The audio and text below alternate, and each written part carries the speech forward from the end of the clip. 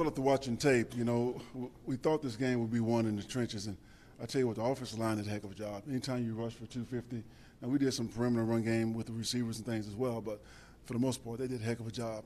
And they made it look easy, and it really wasn't that easy. There were a lot of plays checked at the line of scrimmage, which changes their responsibility. And they adjusted well and executed well. Defensive line on the other side of the ball, I thought did an outstanding job. They held that team under 100 yards rushing. They're one of the best teams in the league in rushing the football. They picked up some junk yards there at the end, but that team, for the most part, we kept them in check. So I thought the offensive line, defensive line, they both got game balls. I thought they did a heck of a job.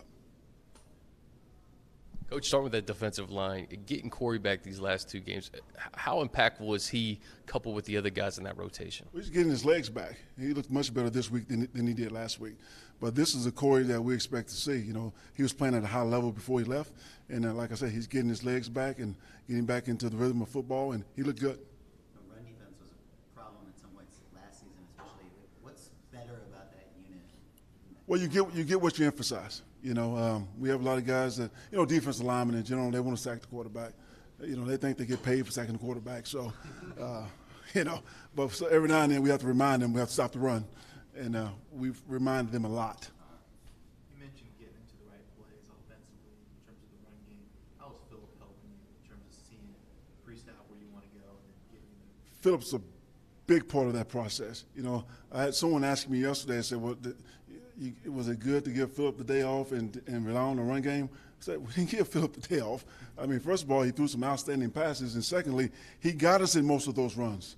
He understands that running game plan like everyone else.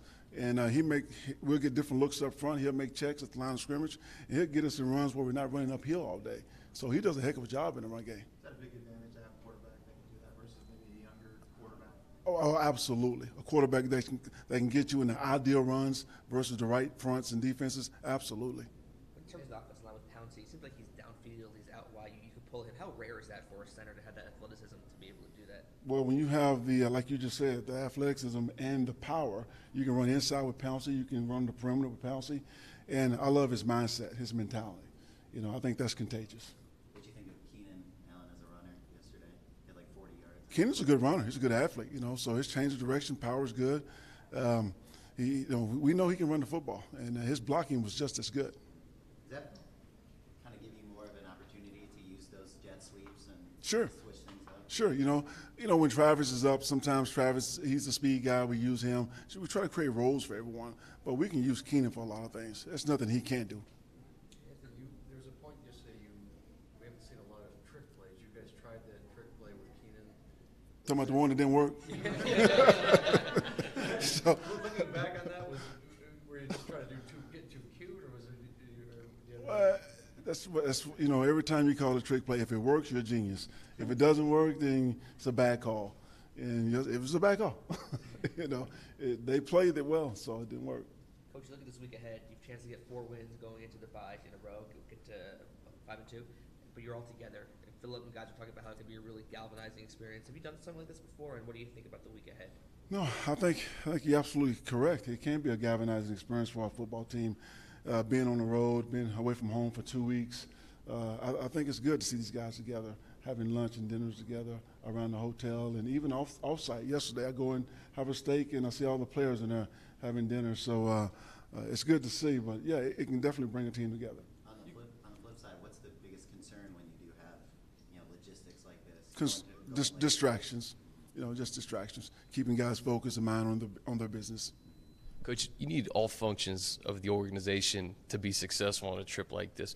What can you say about departments like the equipment staff that gets you guys prepared for the games, but not only the games, also the practices this week in Cleveland? And we couldn't function without our equipment staff. Chris Smith and his group, they do a heck of a job, making sure we have everything we need. You can go out and prepare the best you can, and the last thing you do is not have the right equipment, and it can just cancel everything you've done. So those guys do a heck of a job.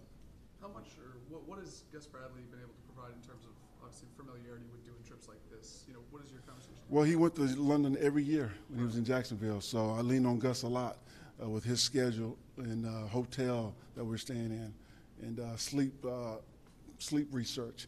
I use a lot of his information. How much focus do you have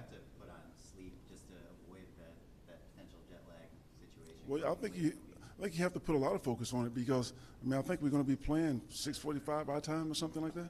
So guys are just not used to playing under those conditions. So you have to look at sleep patterns and sleep ideals. Is that why you guys are practicing a little bit earlier this week? Yes, for sure. And Yeah. what is your experience with these sort of trips? Have you done these before? These go overseas? Yeah, I've been on seas 3 or 4 times. So yeah, no doubt. All right. Thank you. Okay, all right, guys.